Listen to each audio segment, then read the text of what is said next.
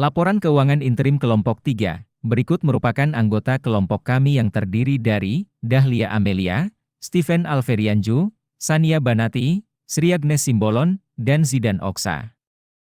Definisi tujuan laporan keuangan interim. Laporan keuangan interim merupakan laporan keuangan yang berisi baik laporan keuangan lengkap atau laporan keuangan ringkas yang disusun dalam suatu periode interim. Periode interim adalah suatu periode laporan keuangan yang lebih pendek dari 1 tahun buku penuh, misalnya bulanan, triwulan, atau semesteran yang kurang dari 1 tahun buku penuh. Tujuan dari dibuatnya laporan interim ini adalah untuk menentukan isi minimum dari sebuah laporan keuangan interim, serta untuk menjelaskan prinsip pengakuan dan pengukuran dalam laporan keuangan interim. Berikut merupakan minimum komponen laporan keuangan interim. Jika perusahaan menyusun laporan keuangan interim lengkap, maka perusahaan harus mengikuti PSAK 201. Sementara jika perusahaan menyajikan laporan keuangan interim ringkas, maka perusahaan harus mengikuti PSAK 234.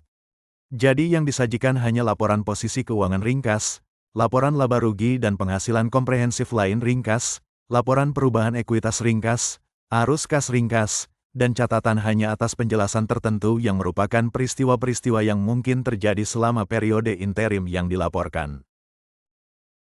Pengakuan dan pengukuran laporan keuangan interim. Biaya yang terjadi secara tidak beraturan selama tahun buku dapat diantisipasi atau ditangguhkan pada tanggal interim, jika, dan hanya jika, hal tersebut juga tepat untuk mengantisipasi atau menangguhkan jenis biaya tersebut pada akhir tahun buku. Pendapatan yang diterima secara musiman, siklusan, atau tidak teratur dalam suatu tahun buku dapat diantisipasi atau ditangguhkan pada tanggal interim. Namun, jika antisipasi atau penangguhan tersebut belum tentu sesuai dengan kondisi pada akhir tahun buku, tidak perlu diantisipasi atau ditangguhkan. Contohnya pendapatan dividen, royalti, dan hibah pemerintah. Di samping itu, beberapa entitas secara konsisten memperoleh pendapatan yang lebih pada periode interim tertentu dalam tahun buku dibandingkan periode interim lain. Sebagai contoh, pendapatan musiman pengecer. Pendapatan tersebut diakui pada saat terjadinya. Materialitas laporan keuangan interim. Materialitas untuk memutuskan bagaimana mengakui, mengukur, mengklasifikasi, atau mengungkapkan suatu pos untuk tujuan pelaporan keuangan interim, maka materialitas dinilai terkait dengan data keuangan periode interim. Dalam menilai materialitas, harus dipahami bahwa ketergantungan pengukuran interim pada estimasi akan lebih tinggi dibandingkan pengukuran data keuangan tahunan. Meskipun pertimbangan selalu diperlukan dalam menilai materialitas, dalam pernyataan ini keputusan pengakuan dan pengungkapan didasarkan pada data itu sendiri dengan alasan pemahaman atas angka-angka interim. Pengungkapan laporan keuangan interim. Jika selama periode interim terjadi perubahan signifikan atas estimasi, maka entitas wajib mengungkapkan secara jelas sifat dan jumlah perubahan estimasi tersebut dalam catatan atas laporan keuangan. Hal tersebut dilakukan untuk menghindari penyesatan kesimpulan yang mungkin diakibatkan karena tidak diungkapkan dan meyakinkan bahwa laporan keuangan interim mencakup seluruh informasi yang relevan. Berikut merupakan contoh laporan keuangan interim.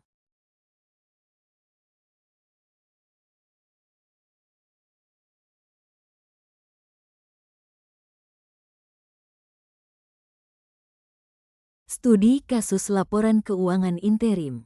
Pada sebuah perusahaan PT Waskita Beton, perusahaan ini menerbitkan laporan interim triwulan untuk memberikan informasi keuangan yang lebih akurat.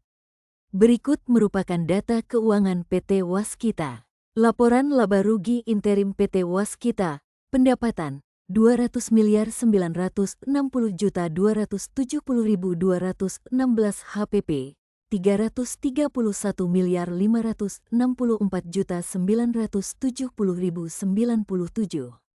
Rugi, laba bruto 130.404.699.881, beban pajak 116.451.762.282, rugi. Laba sebelum pajak 22.710.483.383. Rugi. Laba bersih tahun berjalan 17.549.381.090. Laporan arus kas interim PT Waskita. Arus kas dari aktivitas operasi negatif 161.947.242.827 mengalami penurunan sebesar 4,4%. Arus kas dari aktivitas investasi negatif 745.540.281 mengalami penurunan sebesar 94,5%. Arus kas dari aktivitas pendanaan negatif 20 miliar mengalami penurunan sebesar 84,3%. Kas dan setara kas 61.506.159.377 mengalami penurunan sebesar 64,4%. Kinerja keuangan PT Waskita Beton mencatat laba bersih sebesar 17.559.381.090 untuk periode Maret tahun 2021. Rasio laba kotor menunjukkan penurunan pendapatan sebesar 40%, sehingga arus kas juga buruk. Secara keseluruhan, perusahaan mengalami kinerja perusahaan yang buruk dengan arus kas operasi negatif. Namun, perusahaan menunjukkan upaya efisiensi dalam investasi dan pengelolaan utang yang lebih baik dibandingkan tahun sebelumnya. Jika kondisi ini terus berlanjut, perusahaan perlu meningkatkan pendapatan operasional atau mengoptimalkan pengeluaran agar arus kas tetap stabil. Demikian materi yang dapat kami sampaikan. Terima kasih.